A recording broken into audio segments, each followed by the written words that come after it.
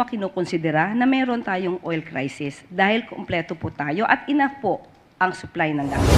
So ngayon po, kung pag-uusapan po natin ang supply, ay wala po tayong sasabihing crisis pagdating sa supply. Mas maganda siguro sabihin ng gobyerno ang tunay na sitwasyon and not downplay. Ang nais pong sabihin ng Pangulo patungkol sa oil crisis, wala pa po tayo maaaring tawaging oil crisis sa bansa. Tayo hindi na downplay. Ito po kasi yung totoong sitwasyon. Crisis sa Middle East. Crisis sa Middle East.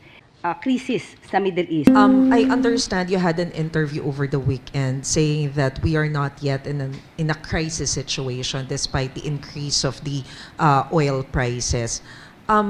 But then, in an ambush interview last Thursday in Bataan, the president himself used the term crisis. He said we had to accelerate all this because of the oil crisis that is happening. Itong problema because of the war in the Middle East.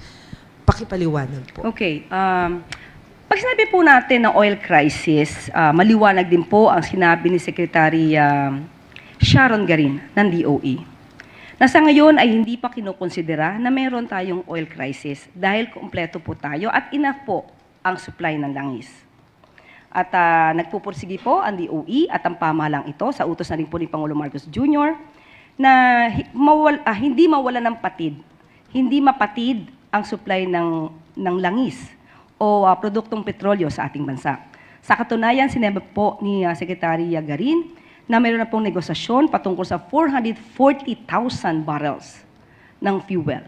At sa susunod naman po ay mayroon 600,000 barrels na maaari po tayong maangkat. Ang sinasabi po natin na wala pa po at hindi po pa dinideklara na mayroon tayong oil crisis dahil nga po sapat ang supply sa ngayon. Most probably, according to Secretary Sharon, ang nagkakaroon lamang po ng issue ay tungkol sa presyo. Dahil alam naman po natin kung ano ang nangyayari na krisis sa Middle East. Ang nais pong sabihin ng Pangulo patungkol sa oil crisis, pinapatungkulan niya po doon ay ang oil crisis sa Middle East. Pero sa ngayon po, sa atin at sa payo na rin po ng Secretary Garin sa ating Pangulo, wala pa po tayo maaaring tawaging oil crisis sa bansa.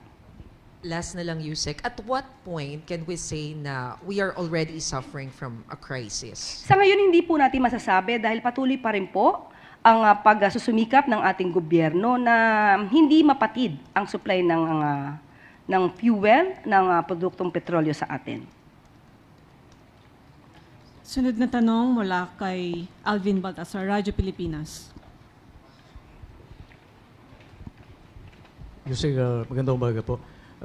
Yusek, sa nangyayaring oil price increase, does the policy this na parang sobra-sobra naman yung ipinapataw na pagtaas sa presyo since ang sabi rin naman ng Pangulo, meron tayong enough supply ng 30 hanggang 60 days.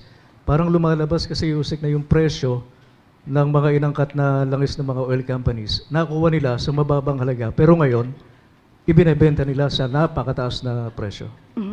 Actually, napaka-common yan na question. Pero common question, pero parang mahirap ipaliwanag. Pero dahil dyan, mas bababawan natin kung paano natin maipapaliwanag ito sa taong bayan. Okay, under the deregulated downstream oil industry framework, base na rin po sa RA 8479, ang oil companies po na presyo ng produkto nila ay babase sa prevailing international benchmark prices, primarily Mean of Platts Singapore or MOPS, sa bawat pricing cycle. So yung oil companies po, gumagamit po sila ng FIFO, first in, first out accounting. No? Ito po yung ginagamit nila ngayon. Kung saan yung produkto na ibinebenta sa ngayon ay base sa presyo sa current or near current international market prices at hindi sa historical acquisition cost noong patungkol sa kanilang inventory. So, yung pump prices po ngayon ang nagre-reflect ng current global market conditions kahit na yung kanilang inventory ay nabili nila sa mas mababang presyo. So kasi ganun po ang umiiral sa ganitong klase na sistema kung meron deregulation law, oil deregulation law. So yun po ang umiiral. Pump price reflect current global market conditions. Ha? So hindi po ang DOE ang makakapagdikta ng presyo ng gasolina, ng fuel, dahil nga po meron tayong oil deregulation law. Ang tangi lamang pong mare-regulate ng pamahalaan ng DOE ay kung sila ay lumalabag sa benchmark at kung may pang-aabuso. So ibig sabihin, sa madalit salita, kung meron silang inventory noon, ang gagamitin nilang presyo pa rin ay yung current international market price.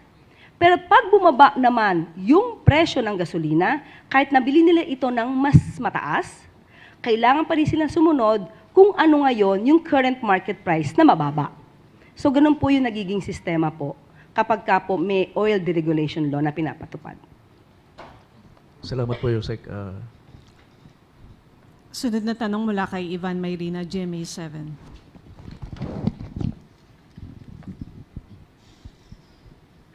Yusek Claire, good morning. Ang basihan po natin sa pagsabing wala tayong oil crisis ay dahil may sapat tayong supply. But I think we can all agree na ang presyo po ngayon ay, would you say crisis levels, ang presyo because of the very sharp increase?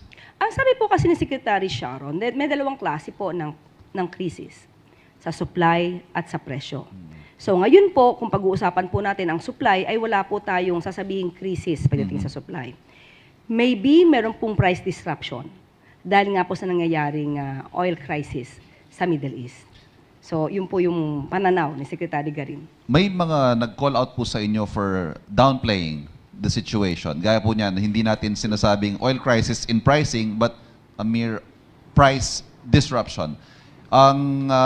May mga nagsasabi po na mas maganda siguro sabihin ng gobyerno ang tunay na sitwasyon and not downplay. How do you respond to Wala that? naman tayong dina-downplay. Ito po kasi yung totoong sitwasyon. Nagsusumika po ang pamahalaan sa utos ng Pangulo na dapat hindi magkulang ang supply ng produktong petrolyo.